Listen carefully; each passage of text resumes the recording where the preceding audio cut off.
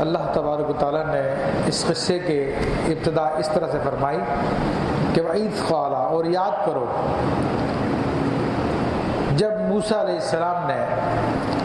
اپنے خادم سے کہا لا ابرح حتی ابلغ مجمع البحرین، میں باز نہ رہوں گا جب تک کہ وہاں نہ پہنچوں جہاں دو سمندر ملے ہیں، او امضی حقبا، یا میں پھر مدت میں سفر کرتا رہوں گا۔ تو یہاں پر اس صورت میں ظاہری اعتبار سے اللہ تبارک و تعالیٰ نے سیدنا موسیٰ علیہ السلام کے ایک عزم کو ظاہر کیا کہ موسیٰ علیہ السلام کسی سفر پہ نکلے ہوئے ہیں اور اپنے خادم سے ارشاد فرما رہے ہیں کہ میں اپنے سفر کو ختم نہیں کروں گا جب تک کہ میں مجمع البحرین،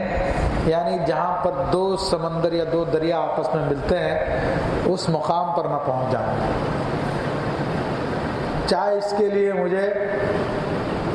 سالوں سال سفر کرنا پڑے، کیونکہ یہاں پہ لفظ حقوبہ، اور حقوب کہتے ہیں، بعض علماء نے کہا کہ 80 سال کا ایک حقب ہوتا ہے، تو یہ اس کی جمع ہے۔ تو مراد یہ فرمایا کہ صدیوں مجھے چلنا پڑے، میں اس سفر کو ختم نہیں کروں گا۔ تو وہ کیسا اہم کام تھا جس کے لیے سیدنا موسیٰ علیہ السلام نے سفر اختیار فرمایا، اور وہ کیا معاملہ تھا، اور یہ فرمایا کہ اپنے موسیٰ علیہ السلام نے اپنے خادم سے فرمایا، یہ خادم کون تھے، کیا معاملہ تھا۔ تو اس کا مختصر سا میں آپ کے سامنے ذکر کر دوں کہ سیدنا موسیٰ علیہ السلام سفر میں نکلے ہیں، اور آپ کی خدمت میں آپ کا کوئی نوکر چاکر نہیں ہے، بلکہ آپ کا ایک شاگرد جو جنہیں نبوت سے سرفراز کیا گیا بعد میں،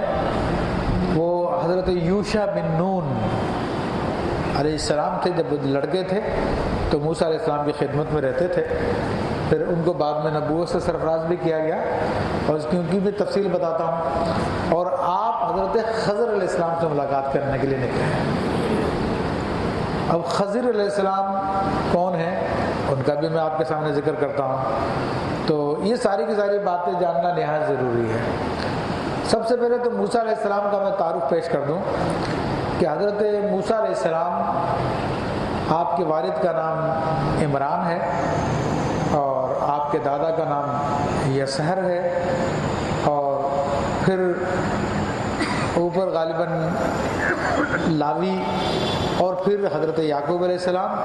اور پھر یعقوب علیہ السلام سے اسحاق علیہ السلام اور ابراہیم علیہ السلام، یہ آپ کا سلسلہ نسب ہے۔ حضرت موسیٰ بن عمران بنی اسرائیل کے آپ، اور کتنی آپ کی عمر ہوئی؟ آپ کی عمر بعض روایتوں کے مطابق 120 سال، اور بعض روایتوں کے مطابق 160 سال ہوئی آپ کی عمر۔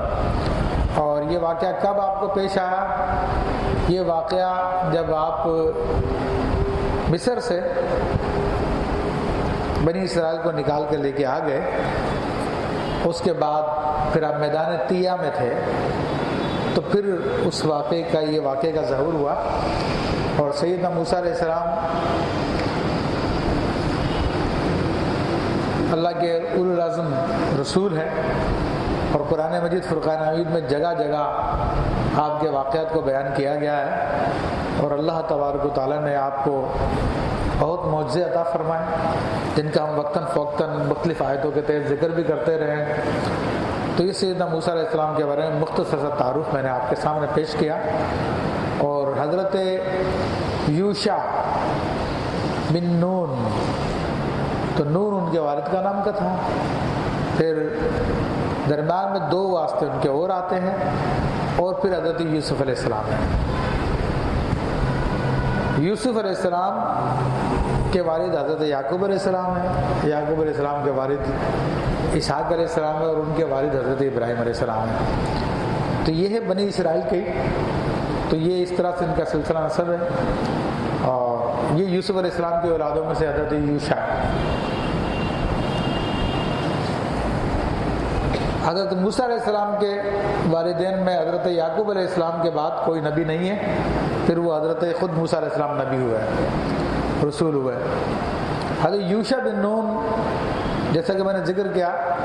کہ جوانی کی عمر میں حضرت موسیٰ علیہ السلام کی خدمت میں لگے ہوئے تھے، اور قرآن نے ان کو خادم فرمایا کہ جب موسیٰ نے اپنے جوان سے کہا، فتح کا لفظ آتا ہے عربی زبان میں، وہ جوان کے لیے اور لڑکے کے لیے اور خادم کے لیے آتا ہے، اور خادم اس لیے فرمایا کہ موسیٰ علیہ السلام چونکہ ان کے استاد تھے، ایک تو اللہ کے نبی بھی ہیں، لیکن ویسے بھی استادی کا جو رشتہ ہوتا ہے وہ بڑا اہمیت کا رشتہ ہوتا ہے، اور سیدنا علی کرم اللہ وجہ الکریم ارشاد فرماتے ہیں، من علمنی حرفا فقط سیرنی ابدا، جس نے مجھ کو ایک حرف بھی سکھایا تحقیق اس نے مجھ کو اپنا غلام بنا لیا۔ انشاء بانی و انشاء عاتقنی، چاہے تو مجھ کو وہ بیچ دے کسی کے ہاتھوں بھی، اور چاہے مجھے آزاد کر دے۔ تو یہ استاد شاگرد کا رشتہ بڑا اہمیت کا حامل ہوتا ہے، اور اس کا بڑا مرتبہ رکھا ہے،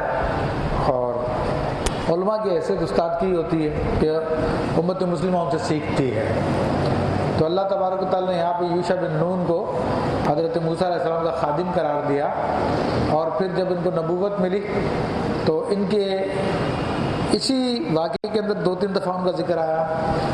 پھر یہ وہ نبی ہیں کہ جب اللہ کے حکم سے یہ